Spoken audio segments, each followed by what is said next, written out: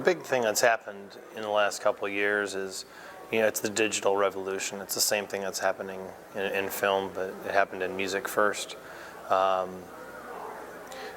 There's several things in play right now. Not only is it,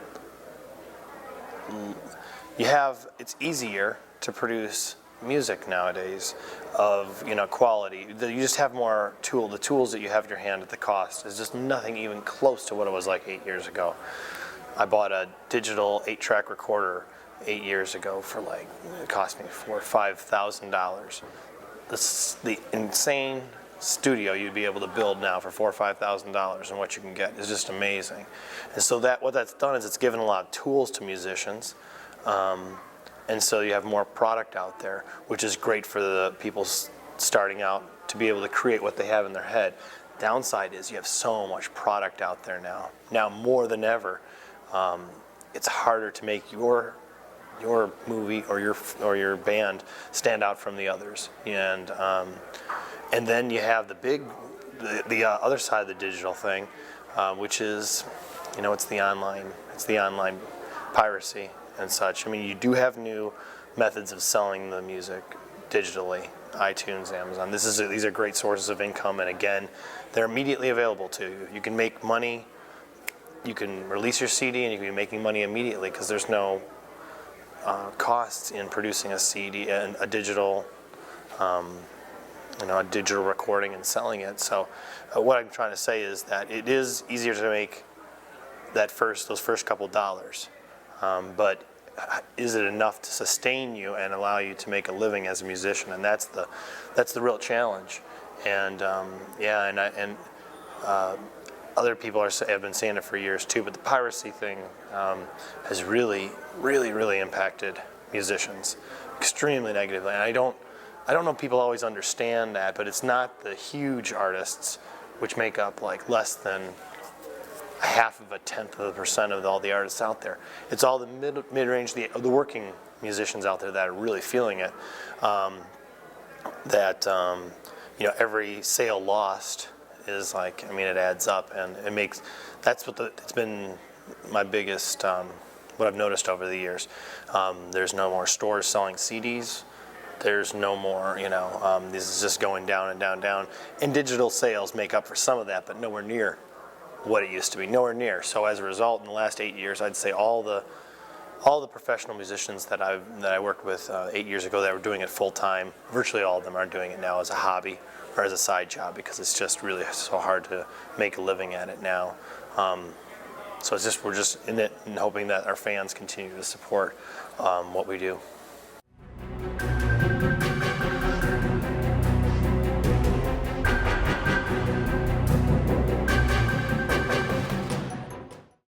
We've been asked to do a Carnival CD for so many years now. Practically since we started, people were like, "Oh, you gotta do a creepy carnival," and people have this aversion to clowns, and they really, really, there's something about it. We posted something on Facebook that says, "What do you feel about clowns?" And oh man, the responses we got. There's something about clowns that just triggers something with people, and I think it's the same for the carnival too. There's just something that sparks the imagination. It is a theme that we've been talking about doing for many years. We just decided, it's time to do this now. Great difference from the Dead Matter and some of the gothic horror discs we had done before. It seemed like, now's the time. And it was so cool because there's so many themes to explore, from the performers to the whole something wicked this way comes twist, where is a supernatural element. There's just so many themes to explore with this dark carnival concept. That makes writing the music for it, the song ideas came really quickly for us because there's just so much inspiration in the whole theme of a carnival and dark carnival stuff.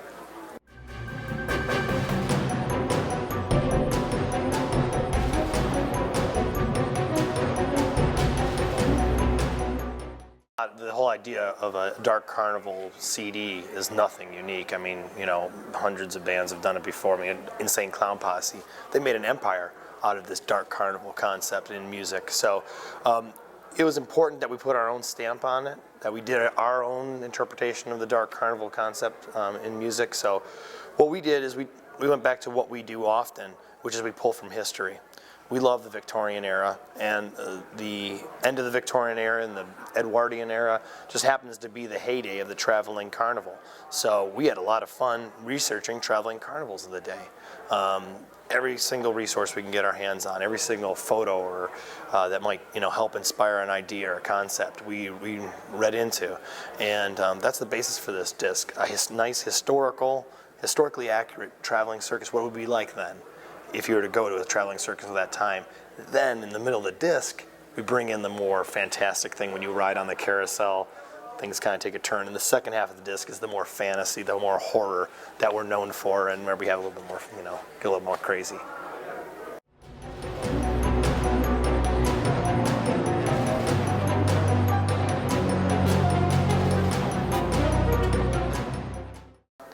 Before I start on a project, I immerse myself in like horror films, and again the researching, like for this, like researching carnivals and such.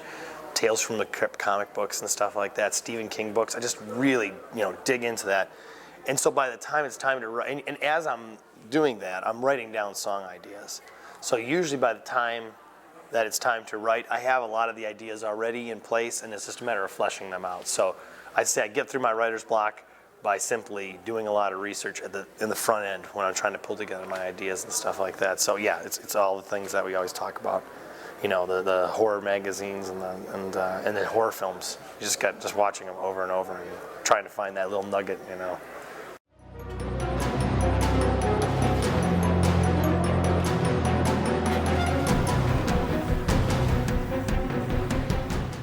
Yeah, yes, absolutely. No, again, along with Carnival, the second most requested theme for us since we began has been, you guys got to do a Christmas CD. So I can definitely tell you that we will be doing a Midnight Syndicate Christmas CD at some point in time. We even have the artwork. Ed Beard, whose daughter is Destiny Beard, who we worked with on the Dark Masquerade EP, he's even shown me this picture that he's got all set up for it. I'm just like, oh, yeah. So no, it's definitely going to happen. Just got to wait for the right time. It's like, we have this really cool idea that we want to explore for the next disc, and is it going to be the Christmas, or are we going to, well, we're really kind of jonesing to do this new idea, so we're going to have to see, but it's definitely going to happen.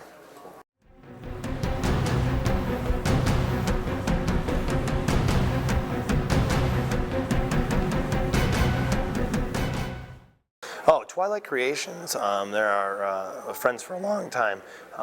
We met them through the gaming industry. They do a board game called Zombies. Just a really cool, addictive, easy to learn, fun beer and pretzels games set around, of course, like Zombies.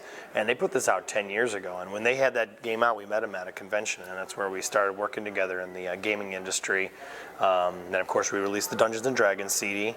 So we've been working in the role-playing and the gaming industry for many years, and right alongside with them, we've both kind of, come up through the ranks over the years, and just been doing shows and stuff like that together. So we're always finding new ways of working together. Our music is a great background for their board game, and we're big fans of the game. So yeah, we're just always looking for opportunities to work together, and plan to do that in the future too. So it's kind of cool.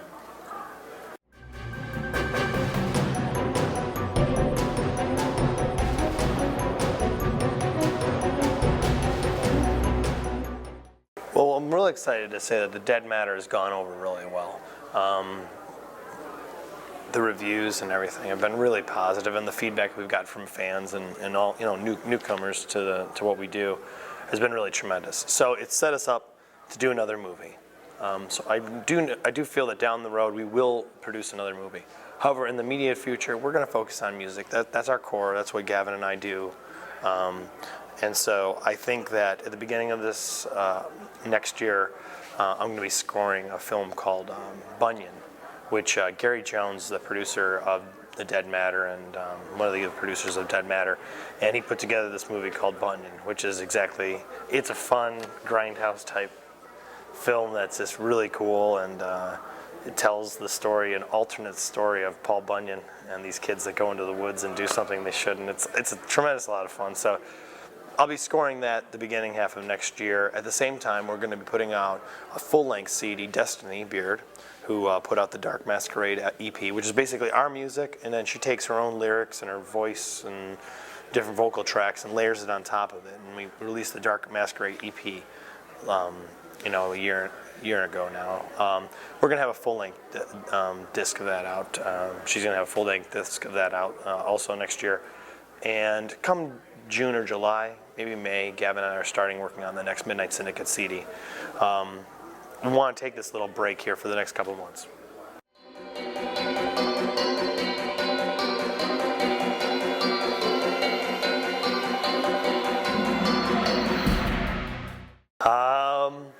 I'd like to think that we do. Because I got all those props from the Dead Matter movie, so I put all these big monoliths in my front yard, and I got the music blasting, which always seems to get the kids creeped out, and got skeletons. Yeah, I got the props from the Dead Matter, so that makes my house kind of cool for our neighborhood. It's kind of fun.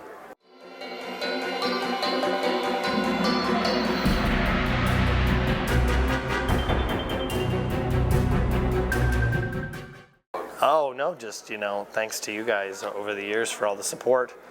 From the very beginning, you've been supporters of us, and we appreciate that. I mean, bands, can't get the word out without friends and folks helping us out to do that, so we appreciate it. And yeah, I just want to invite people to stop by Midnight Syndicate and to check us out on Facebook. We're doing a lot more on Facebook now than ever before, so if you're on Facebook, just type in Midnight Syndicate.